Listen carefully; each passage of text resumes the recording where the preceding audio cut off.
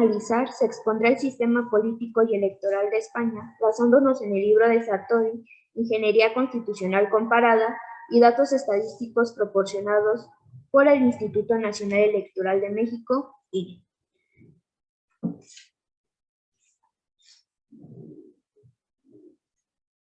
Para iniciar el análisis del sistema político y electoral de España, comencemos por un pequeño contexto histórico.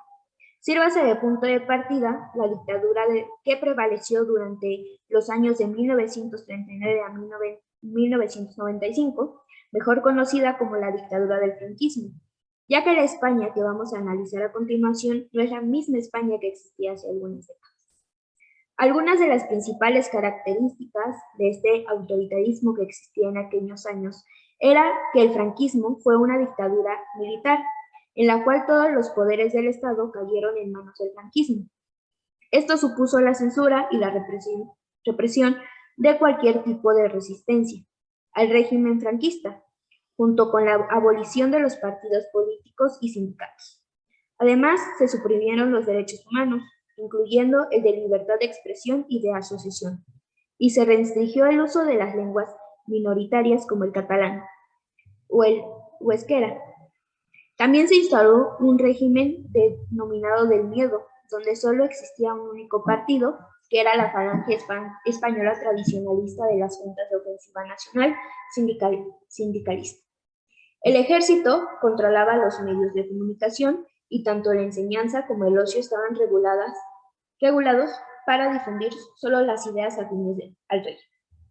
De esta manera, se pretendía obtener el control social e ideológico de la ciudadanía. Se persiguió cualquier ideología, ya sea de izquierda, comunista o socialista, pero también a nacionalistas, vascos, nacionalistas catalanes y aquellos que fueran considerados una amenaza para el régimen. El nacionalcatolicismo fue la base ideológica del franquismo, el cual se fundamentaba en la exaltación a la patria y a la religión católica, retomando al mismo tiempo los antiguos valores del Imperio Español. No hubo libertad religiosa durante el franquismo, importante destacar eso. Toda persona que se quisiera considerar un buen ciudadano de España debía ser un católico fiel a Franco. Franco era muy católico y entendía que lo que hacía era una misión de Dios. Quería proteger a la Iglesia de las personas contrarias a la religión, debido a las concesiones y privilegios que otorgó a la Iglesia católica. Contó con el apoyo de los principales representantes de la institución, y aunque se tiene la concepción de que el parlamentarismo es presidido por el gobierno de un rey al cual se le concede o se le designa el poder por un poder aún más supremo como es el de Dios, Franco lo llevaba a tal extremo que todos debían respetar tal religión y poder, ya que su discurso nacional católico se impuso en los colegios e influenció la opinión pública con el objetivo de utilizar a la población para sus intereses. En otras palabras, la Iglesia se convirtió en un instrumento de poder favorable al franquismo.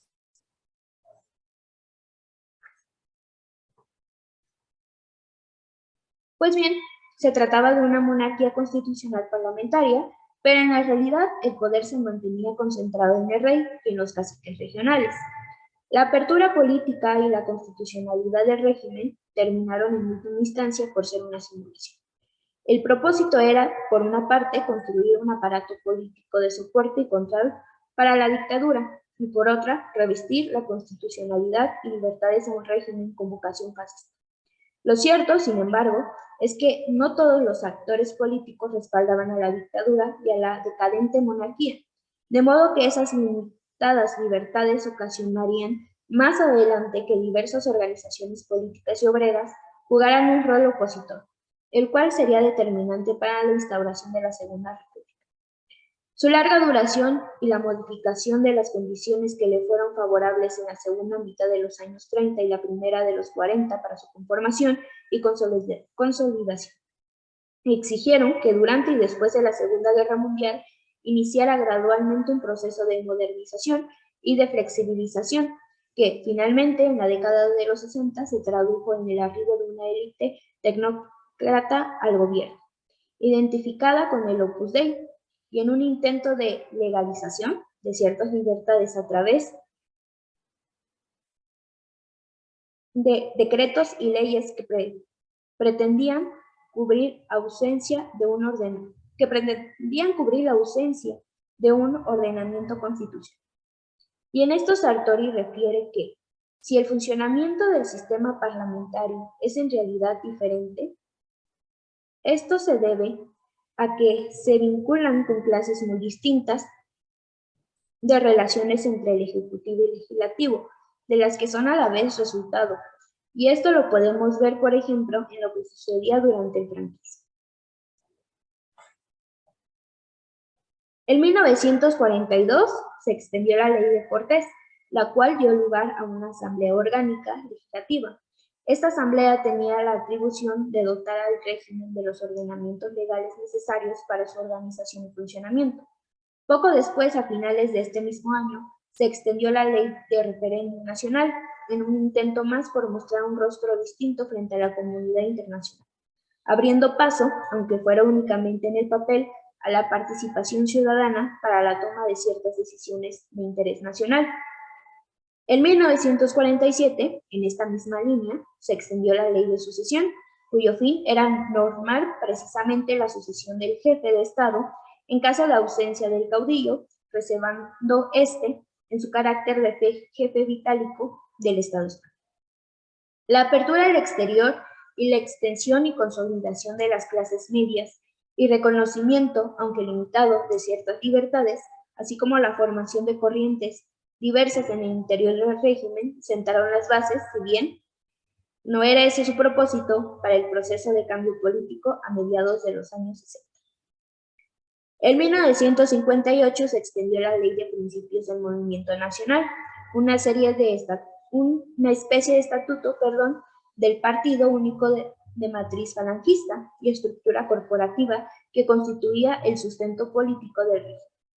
En 1966 se extendió la Ley Orgánica del Estado, que revestía la juridicidad del Estado franquista, pues reafirmaba sus funcionamientos y características, aunque por otro lado reconocía algunas libertades de asociación y participación política, siempre dentro de la estructura del movimiento nacional.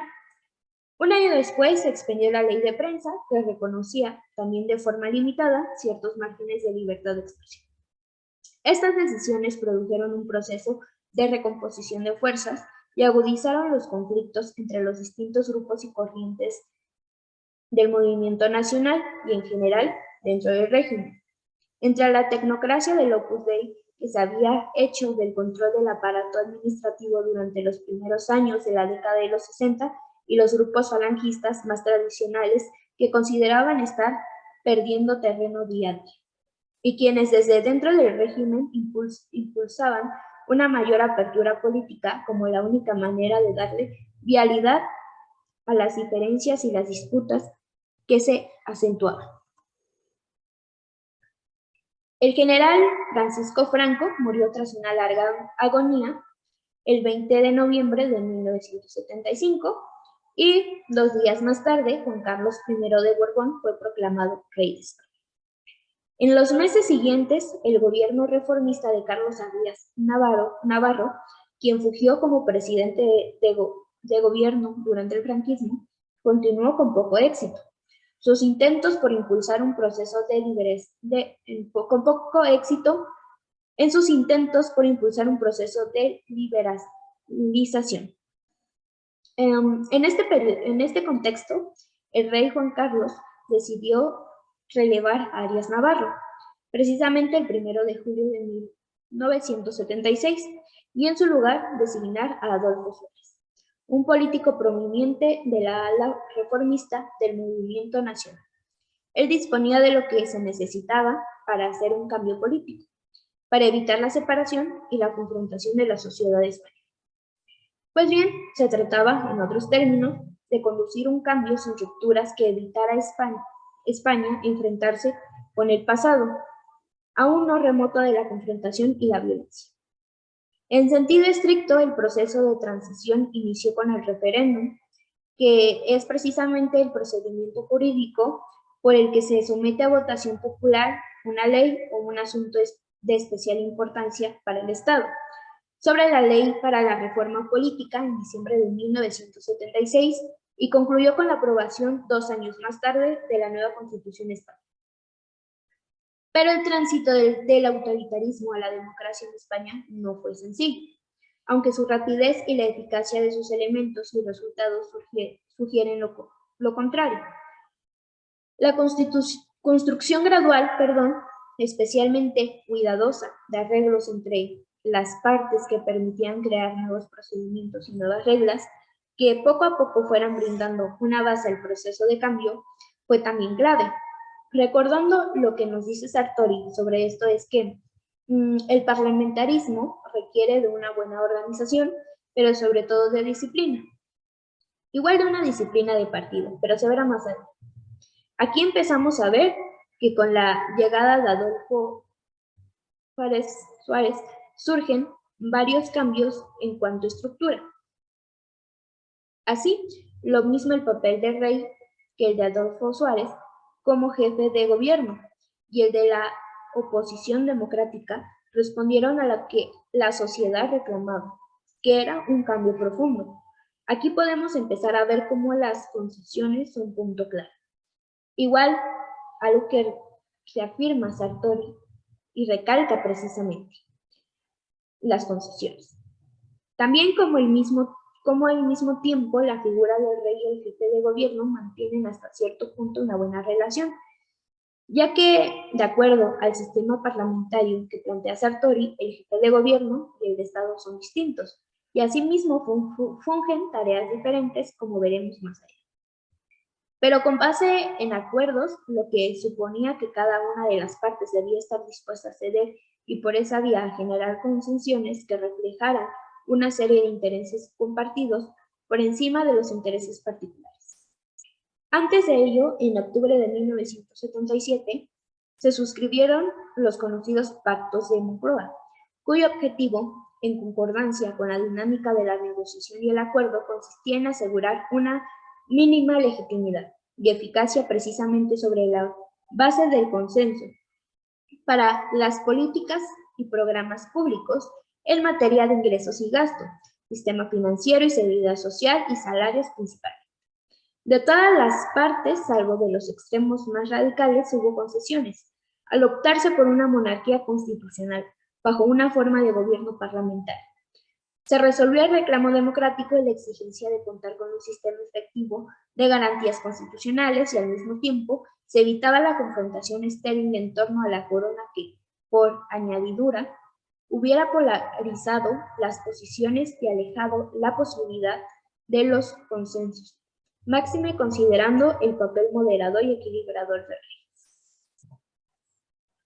En suma, el proceso de transición desarrollado entre diciembre de 1976 y diciembre de 1978, tuvo como base el consenso entre los distintos actores e intereses, aún de los más férreos opositores.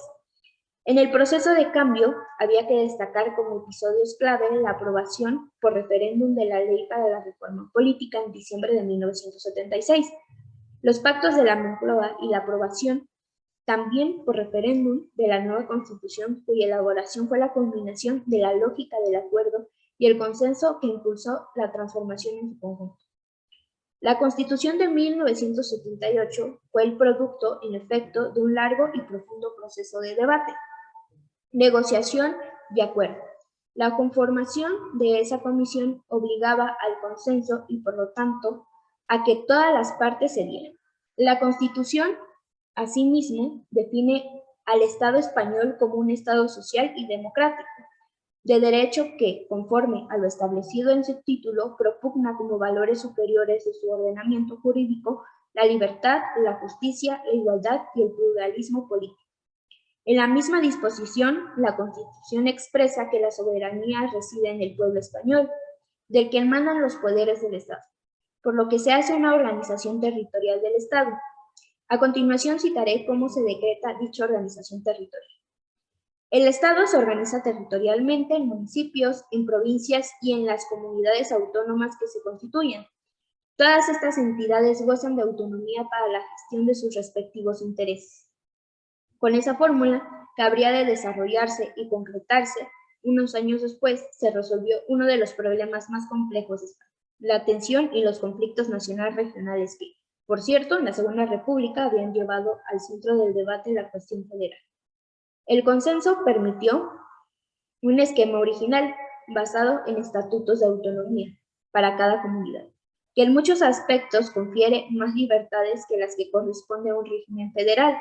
En la práctica, el diseño constitucional de la democracia española ha sido muy exitoso. No obstante las diversas dificultades que enfrentó el proceso constituyente, se logró crear un orden constitucional aceptado por las partes y sobre todo adecuado a las diversas exigencias políticas y sociales y culturales. Cabe destacar que la combinación de un sistema parlamentario que asegura la representación de las diversas expresiones políticas y culturales de España, dotado de las atribuciones necesarias para asegurar una administración dinámica y eficiente, el sistema electoral proporcional y la adoptación del método de Home, que es el número de votos recibidos por cada lista se divide sucesivamente por cada uno de los divisores, desde 1 hasta el número total de escaños a repartir. La asignación de escaños se hace ordenando los cocientes de mayor a menor y asignando a cada uno un escaño hasta que estos se agoten. Para la distribución de escaños en el Congreso de los Diputados, de acuerdo con Sartori, evita la fragmentación política y a la vez se permite la representación de partidos regionales, viéndose así un equilibrio de fuerzas políticas nacionales y organizaciones políticas regionales para la conformación de mayorías en el Parlamento. Conforman las piezas clave de la maquinaria constitucional que condujo a España a la consolidación democrática. Ahora bien, después de todo el contexto histórico que a mi parecer era necesario mencionar, pasemos a analizar la dinámica del sistema gubernamental de España, haciendo principal énfasis en el parlamentarismo de Sartori. El sistema constitucional en España establece que tiene derecho al sufragio todos los ciudadanos españoles mayores de edad, es decir, mayores de 18 años, que estén en pleno disfrute de sus derechos políticos. El censo es el registro general de los ciudadanos con derecho al sufragio y por tanto quienes no aparezcan en su listado no pueden votar.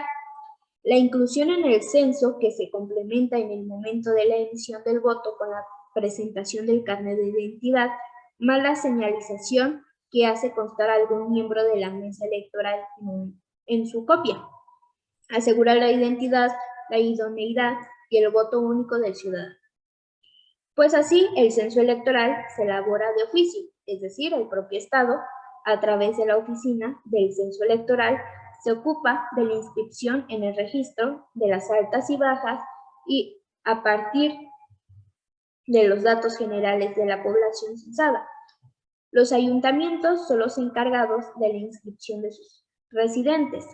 El objetivo de la administración electoral es garantizar la legalidad y la transparencia de las elecciones. El objetivo de la administración electoral es garantizar dicha legalidad, obviamente. La Junta Electoral Central es un órgano permanente que tiene su sede en Madrid. Las juntas electorales provinciales radican en la capital de provincia y las juntas electorales de zona se ubican en los municipios cabeza de los partidos judiciales. Las mesas electorales son las responsables del desarrollo de la jornada electoral.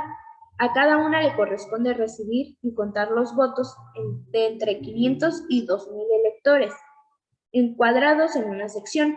La mesa está conformada por un presidente y 2 vocales, quienes son designados por sorteo entre todas las personas censadas en una sección y el desempeño de esta función es obligatorio, a diferencia de México, que puede ser opcional. Hasta aquí pareciera que es como el sistema electoral parecido al del presidencialismo, pero no, veremos que hay más características que lo hacen diferente. La presentación de candidaturas, por ejemplo, que es la de partidos, coaliciones o agrupaciones de electores, siempre se efectúa ante la administración electoral. Recordemos que muchas veces estas coaliciones se realizan para obtener una probabilidad más alta de obtener mayores escaños. Y Sartori recalca que en situaciones como estas, cuando se pretende una separación en alguna de estas coaliciones, se debe renunciar a dejar libres tales escaños ocupados. Es decir, si se renuncia a la coalición, se renuncia de igual manera a todo lo demás. Otra característica, por ejemplo, es la campaña electoral que se lleva a cabo en España, que dura 15 días y termina a las 0 horas del día inmediatamente anterior a la votación. Los candidatos en mi lista nombran representantes apoderados para los actos y operaciones electorales. El apoderado nombra a 2 interventores por cada mesa electoral que necesariamente habrán de estar inscritos en esa sección. La jornada electoral comienza con la instalación de las mesas electorales. Se abre la urna desde las 9 de la mañana y se cierra a las 8 de la noche, lapso durante el cual se efectúa la votación. Una vez terminada, empieza el escrutinio, cuyos resultados son hechos públicos por medio de un acta de resultados. El escrutinio general es realizado al tercer día siguiente a la votación por la Junta Electoral que corresponde, y este es un acto único y público. El sistema de representación proporcional que rige en España tiene diversas barreras legales que lo hacen distinto de sistemas proporcionales más puros, como son, por ejemplo, el de Holanda o el de Israel.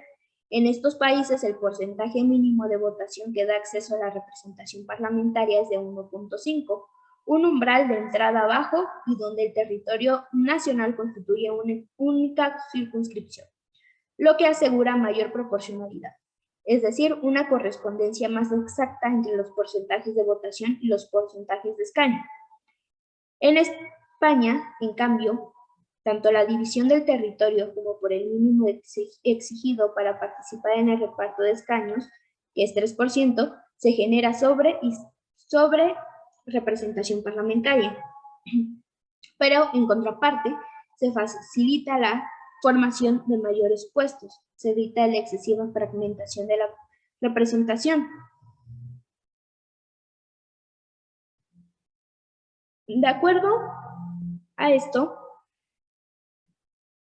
se busca que los órganos de representación popular sean los más representativos posibles de la voluntad ciudadana.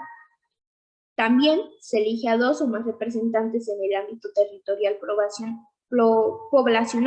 en el que se realice la elección. Y también las candidaturas de los partidos no son individuales, sino que se presentan en listas. Ante esto, antes de concluir, es importante señalar que el carácter general de los contenidos de esta introducción sirve, como se ha señalado desde el principio, para ofrecer los elementos básicos que permitan una mejor comprensión de los sistemas, o más bien del sistema que se lleva a cabo en España. De acuerdo al artículo 162, se establece que el Congreso de los Diputados, órgano legislativo supremo de la nación española, está formada por 350 diputados. Cada una de las 50 provincias tiene derecho a un mínimo de 2 diputados, independientemente de la población que tengan, con excepción de Ceuta y Melilla, que tienen derecho a un diputado. Esa distribución básica de diputados para la contienda arroja un subtotal de 102 escaños. El artículo también establece que los 242 diputados restantes se distribuyen entre las provincias en proporción a su población, conforme el siguiente procedimiento. Se obtiene una cuota de reparto resultante de dividir entre 248 la cifra total de la población con derecho a sufragio a todas las provincias. Segundo, se adjudican a cada provincia tantas diputaciones como resulten en números enteros de dividir a la población con derecho al voto entre la cuota de reparto. Y tercero, los diputados restantes se distribuyen asignando uno a cada una de las provincias cuyo cociente obtenido conforme al apartado anterior tenga una fracción decimal mayor. De acuerdo con el procedimiento señalado, únicamente se determina el número de diputados que corresponde a cada provincia, además de los dos iniciales con que cada una cuenta, las dos de Ceutela y Melilla. Esto significa, conforme al inciso A o punto primero, que se realiza una división de la población total de España con derecho a votar entre el número de diputados a distribuir, sin considerar las 100 distribuidas paritariamente y las dos de Ceutela y Melilla. Esto es 248 diputados mediante esta división, la cual se fija el número de ciudadanos al que corresponde un diputado. El segundo punto únicamente establece la división de la población con derecho a votar de cada provincia entre el número de ciudadanos que hayan resultado conforme al inciso anterior, equivalente a una diputación para determinar cuántas de estas corresponden a cada provincia. Este factor de distorsión afecta en términos de sub- y sobrerepresentación a 20 suscripciones, prácticamente del 40%. Para revisar esto, supongamos, para ilustrar el procedimiento, una circunscripción a la que corresponden 3 diputados, en la que 3 partidos superan la barrera mínima del 3% de votación, y en la que se emitieron 150,000 votos válidos con 75,000 para el partido A y 45 votos para el partido B y 30,000 para el partido C. Siguiendo el procedimiento descrito en los puntos anteriores, tenemos números de escaños 1, 2 y 3. Una vez formadas las columnas, en la columna 1 aparecen las cifras de los votos obtenidos por cada partido, en la 2 los votos obtenidos divididos entre 2 y la 3 los votos obtenidos divididos entre 3. Se pasa a identificar las 3 cifras mayores para distribuir los 3 escaños en disputa. En este caso, las 3 cifras mayores son 75,000, 45,000 y 37,500. Como se ve, la primera cifra mayor corresponde al partido A, la segunda al B y la tercera nuevamente al partido A. Tenemos pues que el partido A con 50% de la votación se lleva el 66% de la representación, el partido B con 30% de la votación obtiene el 33% de la representación, mientras que el partido C con 20% de la votación se queda sin representación. Se trata desde luego de un mero ejemplo que, sin embargo, ilustra la manera en que se generan las distorsiones en la formación de la representación nacional. Cabe decir finalmente que la LORE prevé que, en caso de empate entre dos cifras de las columnas señaladas para el reparto del último de los escaños, este se asignará al partido que haya obtenido un número mayor de votos. Es importante subrayar que, como se había advertido, la barrera de entrada al reparto de escaños no se establece como un porcentaje de votación nacional, sino en la circunscripción. Esto permite, por una parte, que los partidos regionales, al concentrar sus votos en el ámbito de su provincia, se vean beneficiados, y por otra, impide frecuentemente a partidos nacionales pequeños o medianos que tienen su votación dispersa en todo el territorio nacional participar en el reparto. Con esto, podemos concluir con que, así pues, la democracia española es una democracia parlamentaria, de un modo eficaz, en que las instituciones representativas prácticamente tienen el monopolio en el ejercicio del principio democrático. Ello conlleva una valoración particular del papel de los partidos políticos. Esta opción del constituyente no ha dejado de acentuarse por vía legislativa, jurisprudencial y la práctica política hasta el día de hoy. La opción del constituyente por la democracia representativa se basó en la necesidad de fortalecer a los partidos tan débiles tras 40 años de régimen autoritario y de partido único. Se trata sin duda de una justificación atendible en aquel contexto de los años de la transición a la democracia. Sin embargo, su inserción en la norma fundamental ha convertido el predominio de la democracia de partidos y, en general, de la democracia solo representativa en un factor estructural con vocación de permanencia del sistema constitucional español. La norma fundamental se refiere a la monarquía parlamentaria como la forma política del Estado, lo que para buena parte de la doctrina constitucionalista significa que la forma de gobierno que se constitucionaliza es el sistema parlamentario con el rey como jefe del Estado. Si en otras monarquías occidentales el paso de la monarquía constitucional a la parlamentaria se ha producido por vía de convenciones y costumbres constitucionales, en España la Constitución, al definir la monarquía restaurada tras la muerte de Franco, lo hace expresamente como parlamentaria. El monarca ostenta funciones de tipo representativo que lo mantienen alejado de las funciones legislativas y de gobierno, y en general de las relaciones entre las Cortes y el gobierno, definidoras de la forma de gobierno. La relación de la corona con las Cortes y con el gobierno se limita más básicamente a la sanción de las leyes o a la propuesta de candidatos a presidente del gobierno y la firma del decreto de disolución de las Cortes. De este modo, las relaciones entre el Parlamento y el gobierno tienen lugar a través del Congreso y del presidente de gobierno. Es el Congreso el que inviste el presidente del gobierno y es el Congreso el que puede exigir responsabilidad a este. Lo puede hacer caer. El Senado se mantiene al margen completamente de estos actos. Sus funciones se concentran en el control ordinario del gobierno, la orientación política y el nombramiento de altos cargos institucionales. En los tres casos, en condiciones formales de igualdad con el Congreso. Respecto a las funciones legislativa, presupuestaria, es una Cámara de segunda lectura completamente subordinada al Congreso. Por último, el presidente del gobierno tiene la potestad de disolver una o las dos cámaras, prácticamente sin límites, sin necesidad de agotar los 4 años que dura la legislatura. Y bueno, hasta aquí llegamos al análisis del sistema político de España. Se agregan algunos datos adicionales que pudieran servir para su análisis, igual proporcionados por el INE, y estas son las cuentas consultadas para elaborar dicho trabajo. Y esto sería todo. Muchas gracias.